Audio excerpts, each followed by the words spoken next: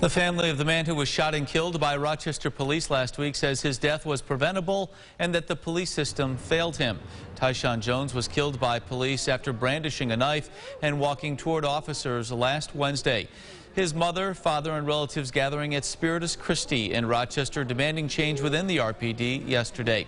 Jones's mother says he was dealing with emotional trauma and personal loss at the time he was killed. A 16-year-old boy is under arrest after Rochester police say he set a man on fire. This was the scene Friday on Lyle Avenue near Murray Street. Police say the teenager intentionally lit the 53-year-old victim on fire after he was sprayed with an ignitable liquid. At the time, police say the victim was sitting in a chair in his apartment. He suffered severe burns, over 70% of his body, according to officials, and is now fighting for his life in the URMC burn trauma unit. The teen, charged as a minor, is being held in the Monroe County Children's Center.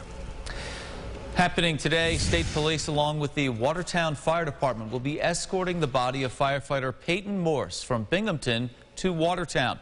The 21-year-old suffered a medical emergency while taking part in the Recruit Firefighter Training Program at the State Academy in Montour Falls. State police say the investigation into Morse's death is ongoing. The procession will happen later this morning. Well, it is balmy 17 degrees right now in Rochester. Yeah, Any hope in sight for those temps going up? Not today, but we'll get there towards the end of the week in particular. Good morning, Mark. Good morning, Leah. Good morning to you here at 6:49 a.m. The sun's not up for a while, but we've got some beautiful color at the Port of Rochester as dawn breaks over the horizon there over Lake Ontario. Looking like a nice clear morning here, but cold. Good morning to you in Geneva. You're at 19. Good morning, Greece. You're also at 19 degrees, but it feels like 8 when you factor in that wind chill. We'll enjoy a lot of sun today, but I think it'll just be relatively ornamental with highs only in the upper 20s. All right, Josh, thank you. Time now for another check of our sunrise traffic. We mentioned that traffic signal is out on Chili Center and Coldwater Road along Chili Avenue, so be careful in that area.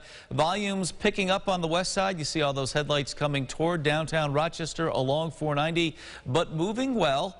And no backups on 390 or 590 as well as you began your morning commute. Well, in other news this morning, President Biden and Vice President Harris will hit the road this week, traveling across the country, highlighting the benefits included in the American Rescue Plan. Joined by Washington correspondent Basil John, live outside the Capitol this morning. Good morning. A couple of questions for you. First, what do the President and Vice President plan to talk about this week as they explain this bill to millions of struggling Americans? Well, good morning, guys. And yes, the main emphasis that we could expect seeing from the Vice President and from the President when they go around talking about the COVID relief deal is to emphasize that the pandemic is not over. That's been one of the main messages for the past 2 weeks, where the President has been still heavily emphasizing the use of masks, the social distancing, and the active effort to get vaccines out. Actually, the latest result actually from the COVID relief deal was the fact that once it was signed, there was more talk about those Johnson & Johnson vaccines being more widely distributed throughout the country. So one of the main points that will be brought up is that vaccines will be more readily available and accessible to Americans throughout the country, especially over the next few months. And Dr. Fauci says new guidelines will be coming soon for travel and workplace restrictions. What can we expect when it comes to those and when? That's probably going to be more of a slow rollout when it comes to that plan. That's especially something that the White House has emphasized, that everything will have to go step by step, a slow rollout, rather than just allowing everything to open up right away. What we will expect to see is that as vaccinations do increase and you see the percentage of Americans throughout the country slowly but surely get more vaccinated and they get closer to that target of herd immunity possibilities, then you will see more of an emphasis from the government to allow for businesses and other establishments to actually open and almost get back to normal capacity when it comes to any operations. Yeah, heading in the right direction. Thank you so much for that reporting there. Well, the president plans to hold an event today at the White House about the aid package, then travel to Pennsylvania on Tuesday and Georgia on Friday. Let's get a look at some news from around the state now this morning. SUNY launching a second application week to help students apply for the fall semester. The extension for applications begins today and goes until Friday, March 19th. According to officials, this week will help first-generation, low-income, and underrepresented high school students.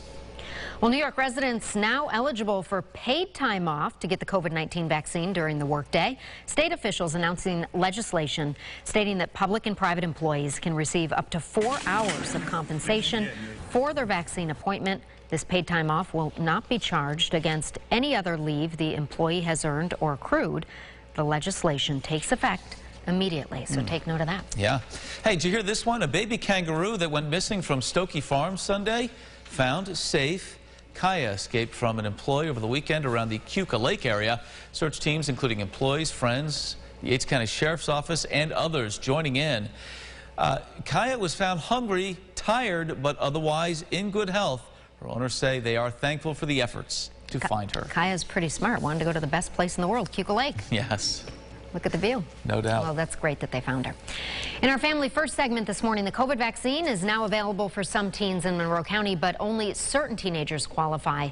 It is the Pfizer vaccine being administered at the Hawkeye site and the Dome Arena. 16 and 17-year-olds who qualify include those who work at grocery stores and teens with certain underlying health conditions. Pediatrician Dr. Elizabeth Murray from Golisano Children's Hospital says the bulk of teens who will qualify are those with complex comorbidities. Things such as moderate or severe asthma, sickle cell disease, chronic kidney disease, chronic lung disease, and some other medical problems. For many children, they've already been contacted by their specialist. And Dr. Murray noted parental permission is needed. Call your pediatrician or primary care physician with any questions. Time now for the GRE Morning Business Report. One step closer to another coronavirus vaccine. Novavax says a late-stage trial showed its COVID-19 vaccine is 96% effective against the original strain, with an 86% effectiveness against that British variant as well. And here's what folks will be talking about at the water cooler this morning. Yep, the 63rd Annual Grammy Awards looked a little different last night, but no shortage of entertainment.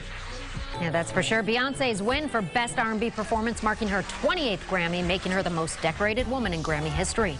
Taylor Swift winning Album of the Year for Folklore. She is now the first female artist to win the award 3 times. Now, because of COVID-19, of course, there was no live audience, but that didn't stop the show. And a lot of great performances there. That guy right there, Harry Styles, dazzled as well. The style is winter wear on this Monday, Josh. It's cold out there. Yeah, all the winter gear still on this Monday morning in Rochester. Temperatures only into the upper 20s today for highs. Beautiful clear sky, though, means lots of sunshine throughout the day today. There are clouds back to the south and west. Those will get here later tonight. We could see a few showers of rain and wet snow by tomorrow, but for today, just bright and cold. All right, thanks for watching News 8 at Sunrise. Our next update coming up in about 30 minutes. CBS This Morning is up next. Be safe and have a great Monday.